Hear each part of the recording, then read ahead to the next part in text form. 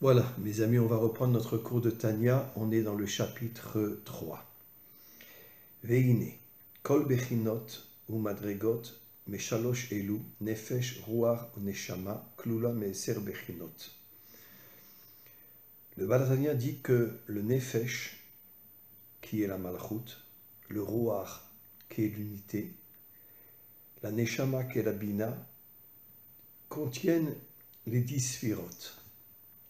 C'est-à-dire que quand un homme est connecté à son nefesh, à son ruach et à sa neshama, il a les 10 sphirotes en lui. Qu'est-ce que signifient les 10 sphirotes? Les 10 sphirotes, c'est la lumière de Dieu, la lumière d'Hachem.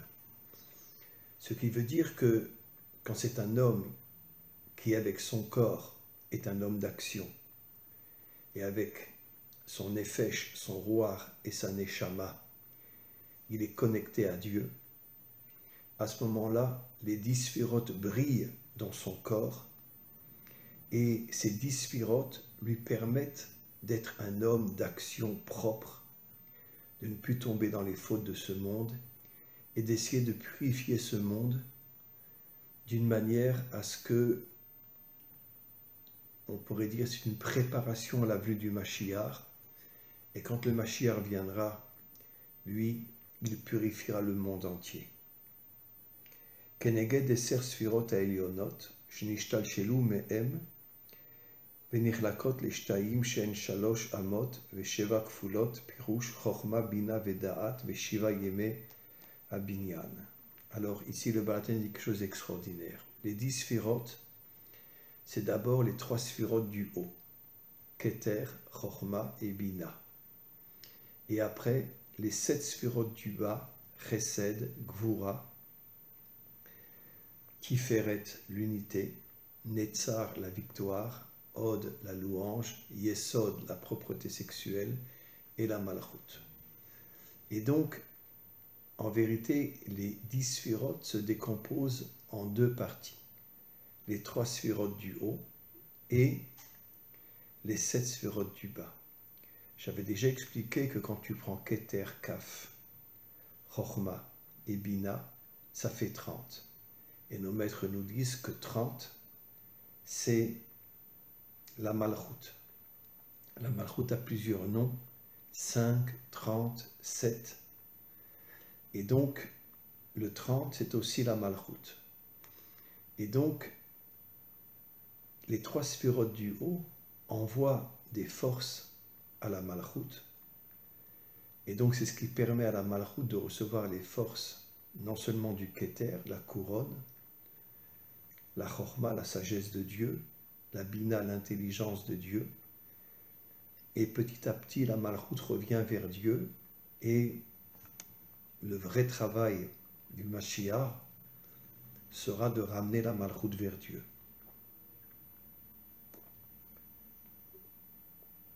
Asechel kolel chochma bina vedaat. Alors, le cerveau contient la sagesse de Dieu, l'intelligence de Dieu, et le da'at qui arrive à unir la chochma qui est masculine et la bina qui est féminine. Le da'at, c'est aussi l'unité. Comme Tiferet est l'unité, la différence entre le da'at et Tiferet, c'est que da'at unit les sphirotes du haut, mais Tiferet, qui est l'unité dans ce monde, arrivera à unir tous les peuples et Israël et les nations. Ve'amidot em ha'avat Hashem ou pachado ve'irato. Les 2 midot essentielles qu'il y a dans ce monde, c'est l'amour de Dieu et la crainte qui est le respect de Dieu. En vérité, nos maîtres nous disent que la crainte est au-dessus de l'amour. Parce que qu'est-ce que c'est la crainte? C'est le respect de Dieu. Ça veut dire quoi le respect de Dieu? J'étudie la Torah, j'accomplis tous les commandements divins et je te respecte Dieu, même si je ne te comprends pas. Il est vrai que dans ce monde, c'est pratiquement impossible de comprendre Dieu. Avec tout ce qui se passe, les guerres, les épidémies, les maladies, la Shoah, tout ce qui s'est passé dans ce monde. Mais un jour viendra, comme le disent nos prophètes, où Dieu s'assiera à côté de ce monde et expliquera tout ce qui s'est passé dans ce monde. Je pourrais juste rajouter que peut-être la première explication, c'est que comme la majorité des hommes sont ou idolâtres dans le passé ou laïcs dans le monde d'aujourd'hui, c'est peut-être pour ça qu'Hachem envoie des épreuves dans ce monde pour essayer de ramener les gens vers Dieu. On va continuer. Ubiur ha'inyan ki ine ha'sechel shebenefesh shehu ha'maskil kol davar nikra beshem chochma koach ma. Alors le Balatani dit quelque chose d'extraordinaire. Chochma, c'est koach ma. Koach, la force, ma, Adam. Et c'est dans le nefesh. Pourquoi? Parce qu'en vérité, comme je l'ai expliqué, les 3 sphirotes du haut donnent des forces à la malchut. Et koach ma, la force d'Adam, car on sait que Adam se réincarnera dans le Mashiach ainsi que son épouse, ils feront une teshuva inimaginable pour réparer leurs fautes et après pour réparer leur monde. Et pourquoi la chorma s'appelle koach ma? Parce qu'en vérité, la sagesse authentique, elle ne nous laisse pas dans le ciel. Elle nous donne des forces inimaginables comme la bina. La bina s'appelle gvura, la force. Mais la chorma aussi s'appelle la force. Et la chorma nous donne des forces inimaginables pour permettre à la malchut qui est cachée, qui est le nefesh, qui est caché dans chaque homme authentique, de lui permettre de commencer à purifier ce monde jusqu'à l'avenue du Mashiach. Ukshemotzi kocho el hapoal shemitbonen bisichlo leavin davar leoshro uleomko mitoreze davar chochma amuskal bisichlo nikra bina. Alors ici, le Balatani dit quelque chose d'extraordinaire. La chochma se connecte à la bina. Et en vérité, même si la chochma a de la force, koach ma, ma c'est Adam, la force de Adam qui se réincarne dans le Mashiach, la véritable force dans ce monde, c'est la bina. Parce que la bina s'appelle gvura. Et en vérité, la chochma se connecte à la bina de manière à ce qu'il y ait une union entre le masculin et le féminin, et ce qui permet à la bina de recevoir d'abord les forces de la chochma, et après de se réveiller et de donner des forces inimaginables à la malchut. Ve'en av ve'em, amolidot ha'avat Hashem ve'irato pachado. Alors la chochma s'appelle Av, le père. La bina s'appelle Em, la mère, puisque c'est ensemble qu'elles vont engendrer les 7 sphirotes du bas. Bien sûr, c'est pas comme le couple, bien évidemment, qui donne de vrais enfants au monde. Mais l'union entre la chochma et la bina va donner la naissance des 7 sphirotes du bas qui éclairent, elles aussi, la malchut. Et donc, les 2 qualités essentielles de la chochma et la bina, la chochma, c'est l'amour de Dieu, et la bina, c'est le respect de Dieu.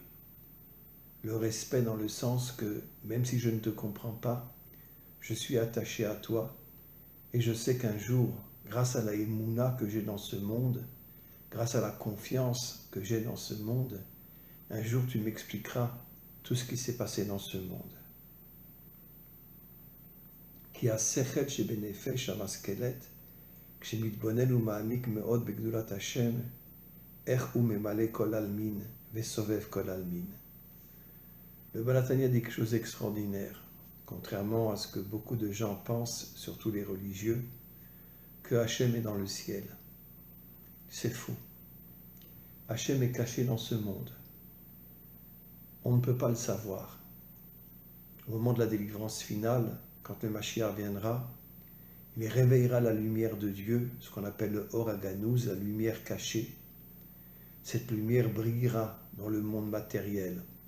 Après que le Mashiach aura jeté tous les méchants de ce monde, le monde redeviendra un monde pur, un monde bon, un monde où il y aura le respect entre les peuples et le respect entre Israël et les nations. Mais pour l'instant, comme dit le Balatania, Memale Kol Almin, Dieu est dans tous les mondes, mais il est essentiellement dans le monde du bas, dans le monde de la Malchut. Bien qu'il est complètement caché, les laïcs pensent qu'il n'est pas dans ce monde, les religieux, la grande majorité pense qu'il est dans le ciel. C'est une erreur, un mensonge inimaginable. Dieu est caché dans ce monde, mais personne ne peut comprendre qu'il est dans ce monde et personne ne peut imaginer qu'il est dans ce monde. Mais Kula Kame Chashiv Nolda Venitorera Midat Irat Aromemut Bemocho Bemarshafto Leira Ulid Boshesh Megdulato Yidvarach. Comme dit le Balatania, la qualité la plus haute, c'est la crainte de Dieu, qui est en vérité le respect de Dieu. Et le respect de Dieu, Nitorera Midat Irat Aromemut Bemocho Bemarshafto. Dans notre conscience, on craint Dieu, on le respecte. Je parle d'un homme qui étudie la Torah, un homme qui accomplit les commandements divins, parce qu'en vérité, les laïcs sont complètement dans le monde matériel. La plupart des religieux sont dans le ciel et n'imaginent pas que Dieu est caché dans ce monde. Ils ne comprennent pas que le Or HaGanuz, la lumière cachée, c'est la lumière de Dieu qui est dans ce monde. Et et tout notre travail, c'est d'être humble devant Dieu, casser l'orgueil, casser le pouvoir, casser en vérité tout ce qui nous fait tomber dans le monde matériel, être un homme humble. Comme je l'ai déjà dit 1000 fois, Moshe Rabbeinu est appelé Anav Mikol Adam, le plus humble des hommes. Et pourtant, c'était un guerrier, un combattant inimaginable. Puisque toute sa vie, il a combattu. D'abord en Afrique pour libérer les Africains de l'esclavage. Après, il a libéré Israël. Après, dans le désert, il s'est battu contre tous ceux qui se révoltaient contre lui. Comment c'est possible qu'il soit à ce point humble? Parce que plus tu es connecté à Dieu, plus tu es connecté à l'infini de Dieu, et plus tu es un homme humble. She'en la sof vetachlit, l'humilité est une humilité infinie. Plus tu es connecté à Dieu, et plus ton humilité est infinie. Ça ne veut pas dire que tu n'es pas un guerrier, ça ne veut pas dire que tu n'es pas un combattant. Mais comme tu es connecté à Dieu, tu as une humilité inimaginable comme Moshe. Ou Pachad Hashem Belibo, tu as la crainte de Dieu et le respect de Dieu dans ton cœur. Et ça, c'est très important. La crainte, le respect de Dieu est dans le cœur. Pourquoi dans le cœur? Parce que le cœur fait partie du monde matériel. Et comme Dieu est caché dans le monde matériel, le cœur, qui est la partie intérieure du cœur, qui est la partie intérieure du corps, le cœur a le respect de Dieu et la crainte de Dieu. Veshuv yitlaev libo be'ava, aza, kerash pe'esh, bechashika vechafitza vetshuka venefesh shokeka legdulat ensof. Dans le cœur, dit le Balatania, il n'y a pas seulement la crainte et le respect de Dieu, il y a aussi l'amour de Dieu. Et l'amour de Dieu, Yitlaev libo be'ahava, l'amour se réveille dans le cœur, et à ce moment-là, on a un amour de Dieu inimaginable. Comme c'est marqué dans le Shema Israël, la première phrase, Ve'ahavta et Hashem Elokecha bechol levavecha, ou bechol nafshecha, ou bechol meodecha. Tu aimeras Hashem, ton Dieu, avec ton cœur, avec ton nefesh, et tu l'aimeras d'une manière infinie. Meodecha, qui veut dire d'une manière infinie. Alors, je voudrais essayer de comprendre, c'est quoi l'amour de Dieu?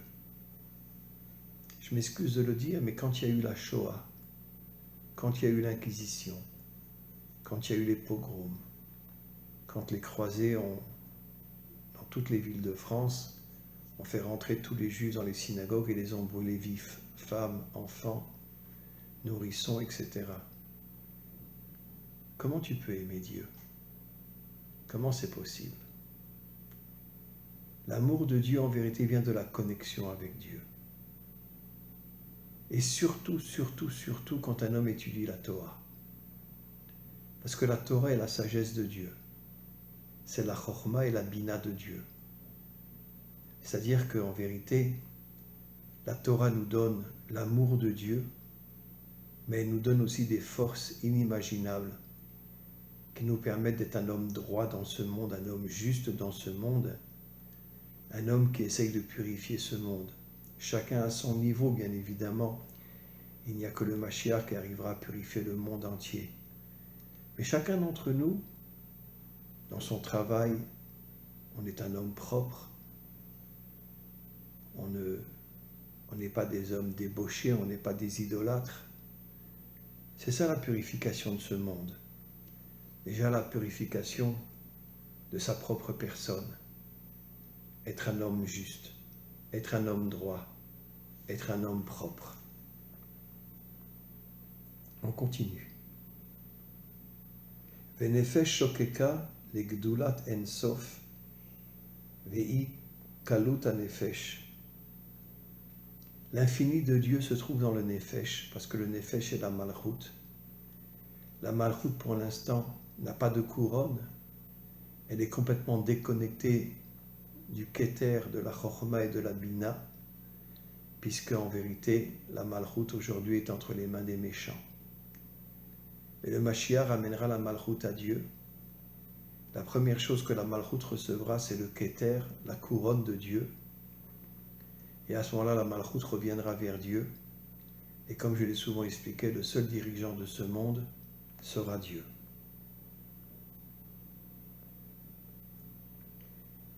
Kedirtiv nirsefa vegam kalta nafshi.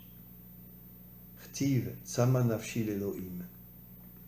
Un jour viendra où la Malchut sera connectée à Elohim. Pourquoi Elohim? Pourquoi pas Hachem? Parce qu'en vérité, la Malchut, c'est la force. Elohim, c'est la force. Hachem, c'est plutôt l'amour. Pourquoi la Malchut est connectée à Elohim, qui est le Nefesh, qui est la Malchut? Parce que tout le travail de l'homme, et c'est un travail qui aujourd'hui pratiquement n'existe pas, c'est de purifier ce monde. C'est-à-dire de faire de ce monde un monde propre, un monde droit, ne plus tomber dans toutes les fautes, la débauche, l'idolâtrie, la corruption, comme tous les dirigeants de ce monde qui sont de véritables crapules, comme en Israël, comme partout dans le monde.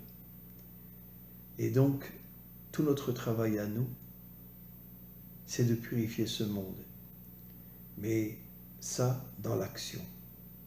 On ne peut pas uniquement, dans l'étude de la Torah, purifier ce monde. Il faut une véritable action. Mais Ezrat Hashem, on continuera ce texte du Tanya extraordinaire la semaine prochaine. Amen et Amen.